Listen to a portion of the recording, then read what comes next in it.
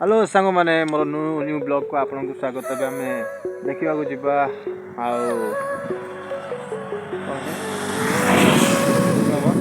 बुढ़ा साल नदी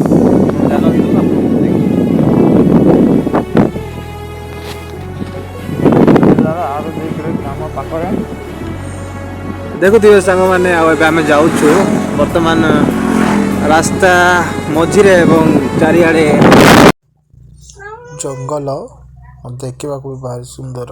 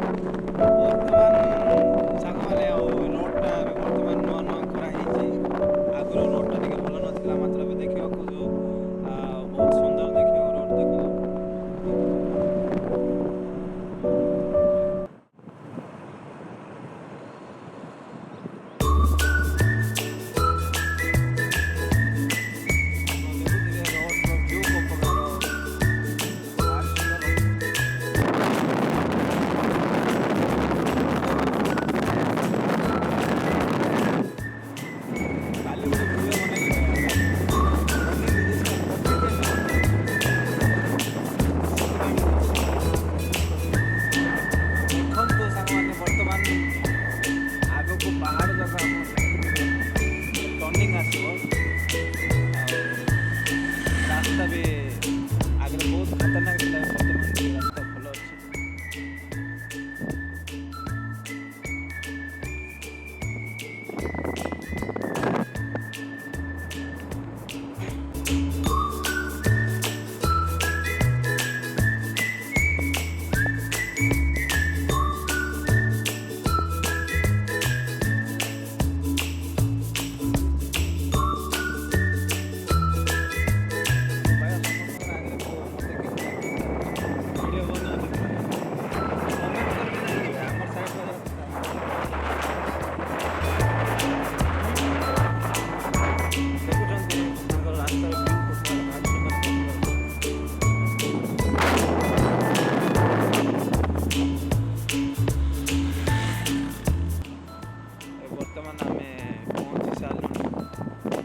बाइक ओल्लैवा आप देखो नदीर व्यू सुंदरता एक चलते आगे को जा सांग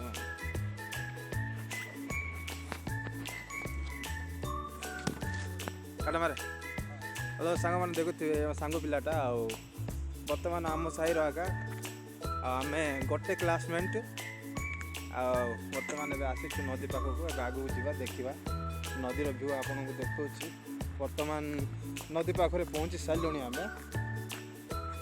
आपण को बर्तमान देखा चलते देखुए नदीटा कपड़ा देखा बहुत पत्थर अधिका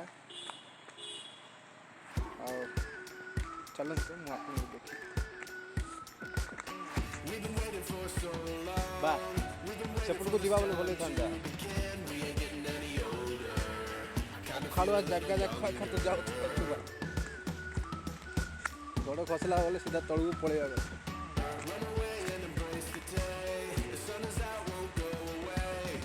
रास्ता ठीक ना सेपट को रास्ता भल थी किंतु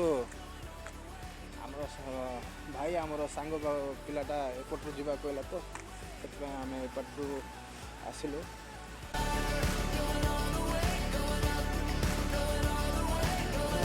देखुए पर्वत पहाड़ बड़ नदी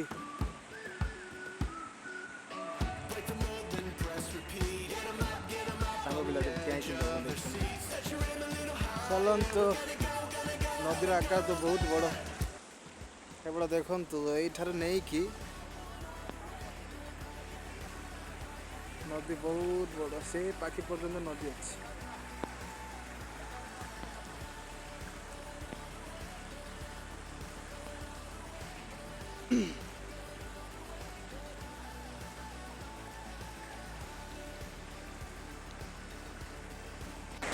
ହାଏ ସାଙ୍ଗମାନେ, ଏବେ ଚାଲନ୍ତୁ ଆଗକୁ ଦେଖିବା, ଆଗକୁ ଯିବା।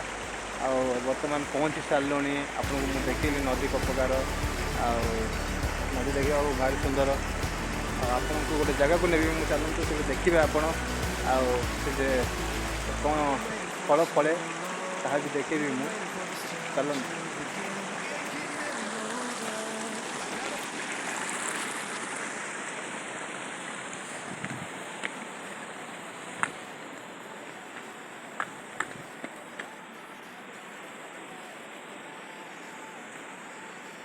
ଭଲରେ ତୁଇ ଶୁଣୁଛ।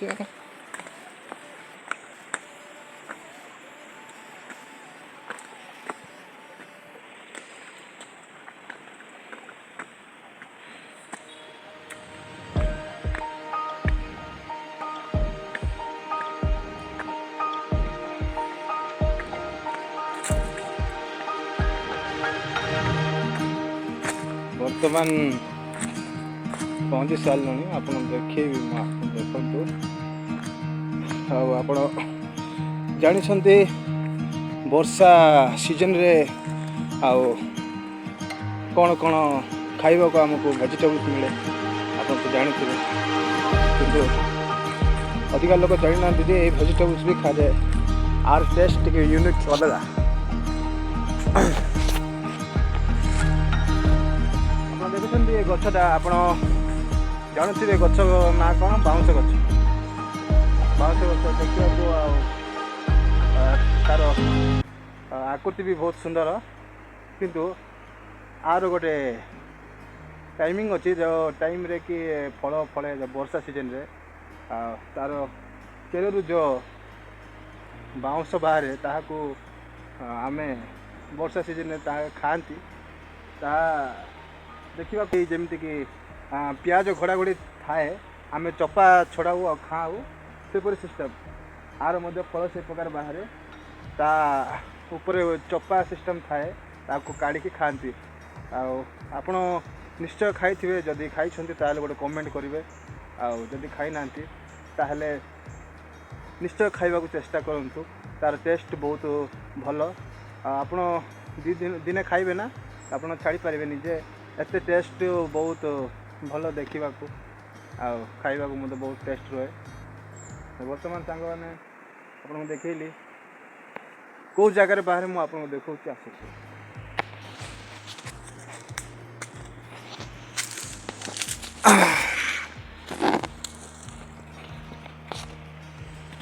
ଆପଣ ଦେଖୁଛନ୍ତି ସାଙ୍ଗମାନେ, ଏଇଟା ହେଉଛି ତା'ର ଚେର ଅଂଶଟା, ତା'ଠାରୁ ଏମିତି ଚେରରେ ବାହାରେ ସେଇଟା। ବର୍ତ୍ତମାନ ଏବେ ସିଜନରେ, ବର୍ଷା ସିଜନରେ ଏମିତି ଜାଗାରେ ବାହାରେ ସେଟା, ତା ଘୋଡ଼ାଘୋଡ଼ି ବାହାରେ, ତା'ର ପତ୍ର ଘୋଡ଼ାଘୋଡ଼ି ବାହାରେ।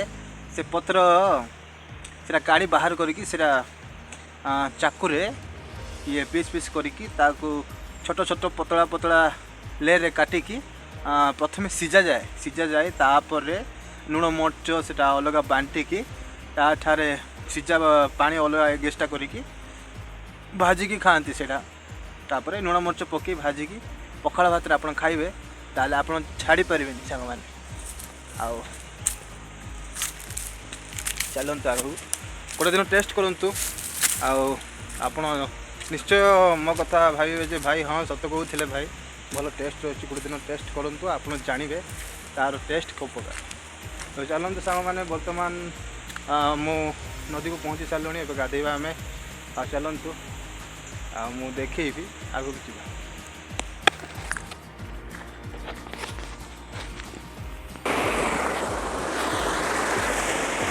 ଆଉ ସାଙ୍ଗମାନେ ଆପଣ ଦେଖୁଥିବେ ପାଣି କେଉଁ ପ୍ରକାର ସୁନ୍ଦର ଅଛି, ପାଣି ଦେଖିବାକୁ କେଉଁ ପ୍ରକାର। ଆଉ ଆମେ ଆସି ଏ ଜାଗାରେ ଗାଧାଉ, ଆଉ ପାଣି ମଧ୍ୟ ଭଲ ରୁହେ, ଗାଧୋଇବାକୁ ମଧ୍ୟ ବହୁତ ସୁବିଧା। ଆପଣ ଦେଖୁଥିବେ, ଚାଲନ୍ତୁ ମୁଁ ଦେଖୁଛି। ଆପଣ ଦେଖୁଛନ୍ତି ସେ ଜାଗାରେ ପାଣି ଅଂଶ ଅଧିକା ଅଛି, ସେ ଜାଗାରେ ଆମେ ଗାଧଉ। ଆଉ ଛୋଟିଆ ଛୋଟିଆ ପଥର ଗଛ ଆଉ ଆପଣ ଦେଖୁଛନ୍ତି ପାଣି ମଧ୍ୟ କେଉଁ ପ୍ରକାର। କେତେ ଦିନ ତଳେ କ'ଣ ହେଇଥିଲା ସାଙ୍ଗମାନେ ନା ଏଇ ଜାଗାରେ ପାଣି ବର୍ଷା ହେତୁ ବର୍ଷା ଟାଇମ୍ ତା'ର କ'ଣ ଆର ବର୍ଷ କଥା ବର୍ଷା ଟାଇମ୍ରେ ପାଣି ବହୁତ ହେଇଯାଇଥିଲା ଯେ ଆପଣ ଏଠୁ ଆପଣଙ୍କୁ ଦେଖାଉଛି ମୁଁ ଦେଖନ୍ତୁ ସେ ଜାଗାରେ ଦେଖୁଥିବେ ଆପଣ ଶଙ୍ଖ ଆଗକୁ ଯିବା ଆଗକୁ ଯାଇ ଦେଖିବା ତାପରେ ଆପଣଙ୍କୁ ଦେଖିବେ ଆପଣ ଦେଖୁଛନ୍ତି ସାଙ୍ଗମାନେ ସେ ଶଙ୍ଖ ଦିଶୁଛି ନା ସେ ଶଙ୍ଖ ଉପର ବାଟୁ ପାଣି ଯାଇଥିଲା ଯେହେତୁ ଶଙ୍ଖ ମଧ୍ୟ କିଛି ଅଂଶ ଭାଙ୍ଗି ଯାଇଥିଲା ଆପଣ ଦେଖୁଥିବେ ଆଉ ସେ ଶଙ୍ଖଟା ଆଗ ଅପେକ୍ଷା ଏବେ ଟିକେ ଆଉ ପାଣି ବାଜିକି ଟିକେ ଖରାପ ହେଇସାରିଛି କିନ୍ତୁ ଏପର୍ଯ୍ୟନ୍ତ ଗାଡ଼ି ଯାଉଛି କିଛି ଅସୁବିଧା ନାହିଁ। ବର୍ତ୍ତମାନ ସାଙ୍ଗମାନେ ଆଉ ଏବେ ଆମେ ନାଳକୁ ପହଞ୍ଚି ସାରିଲୁଣି ଏବେ ବର୍ତ୍ତମାନ ଆମେ ଗାଧେଇବା ଆଉ